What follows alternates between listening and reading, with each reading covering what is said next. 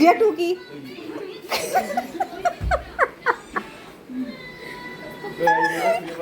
বল তুই জাহির ভাই নমস্কার করছিস কেন বল বল তুই ওখানে নমস্কার করতে গেছিস গাইস ওরা এখন বেরিয়ে যাচ্ছে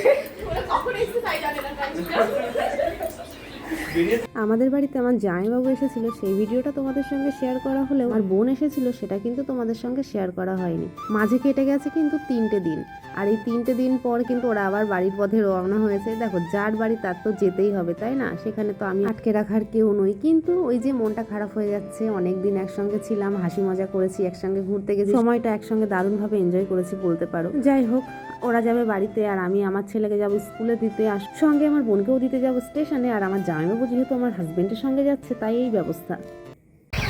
হ্যালো গাইস, আমি অনেক কষ্টে 4 দিন পর বাড়ি যাচ্ছি। 4 দিন পর বাড়ি যাচ্ছি গাইস। আমার স্কুল থেকে আমাকে তাড়িয়ে দেবে, ওই যে দুটো মহান ব্যক্তি যাচ্ছে, আমার চাকরি খেয়ে নিয়েছে। হ্যাঁ যাও, আর দেরি করো না, যাও। আমি আর দাঁড়াতেই বলবো না, যাও। শেষমেশ কিন্তু সেই সময়টা চলেই আসলো, ওদেরকে স্টেশনে পৌঁছে দিলাম। ওরা চলে যাচ্ছে ওদের বাড়ির পথে, আর আমি যাব আমার বাড়ির পথে। তো সবাই টাটা, সবাই ভালো থেকো, সুস্থ থেকো, সবাইকে ভালো রেখো।